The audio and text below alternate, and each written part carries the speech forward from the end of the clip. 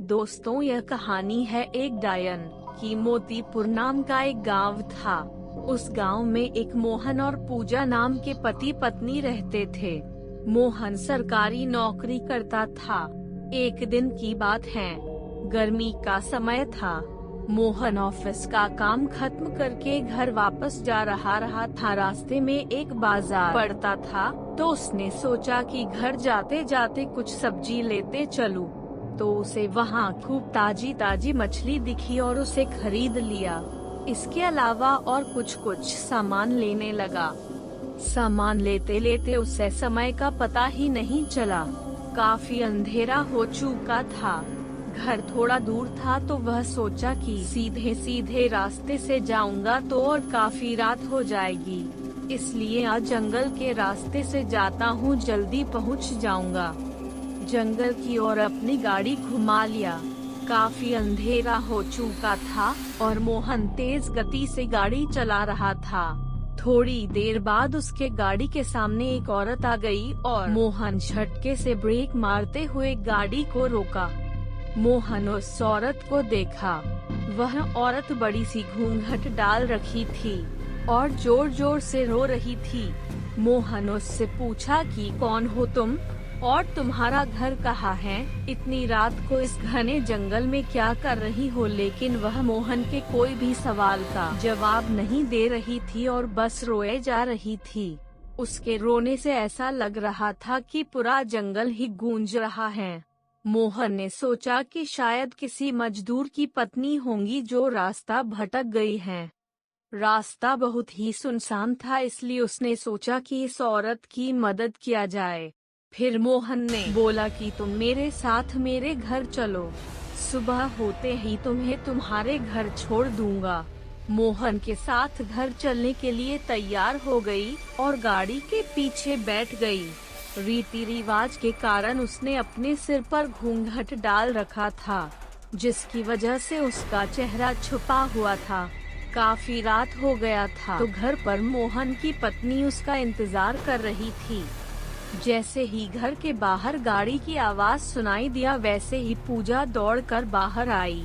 उसने मोहन के साथ एक औरत को देखा, तो उसने मोहन से पूछने लगी कि ये कौन जो तुम्हारे साथ आई है? मोहन ने सारी कहानी पूजा को बताया। पूजा की तबीयत थोड़ी खराब थी, इसलिए वह खाना नहीं बना पाई थी। तो मोहन ने बोला तुम आराम करो, आज का खाना यही बना देगी। लेकिन पूजा को उस औरत पर शक हो गया था। उसे लगा कि ये कोई साधारण औरत तो लग नहीं रही है, शायद यह कोई चोरनी होगी जो चालाकी से घर का सामान चुराने आई है। पूजा ने इसे अपना रसोई घर दिखाया और बोली मौसम बहुत खराब हो रहा है, तुम जल्दी से खाना बना लो। इतना बोल के पूजा अपने कमरे में चली गई और वह औरत बिना कुछ बोले रसोई में चली गई। थोड़ी देर बाद रसोई में से बहुत ही अजीब अजीब आवाजें आने लगी। पूजा उस आवाज को सुनकर सोचने लगी कि ये कैसी आवाज आ रही हैं। फिर उसने सोचा शायद मौसम खराब है, इसके वजह से आ रही होंगी। लेकिन उस औरत को लेकर उसका मन अभी भी शांत नहीं था।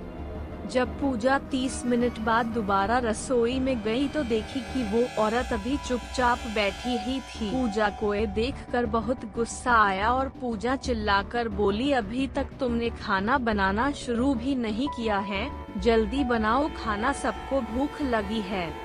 उस औरत ने कुछ भी जवाब नहीं दिया और चुपचाप अपना चेहरा ढककर बैठी थी। पूजा ने कितने बार उसका चेहरा देखने की कोशिश की, लेकिन देख नहीं पा रही थी।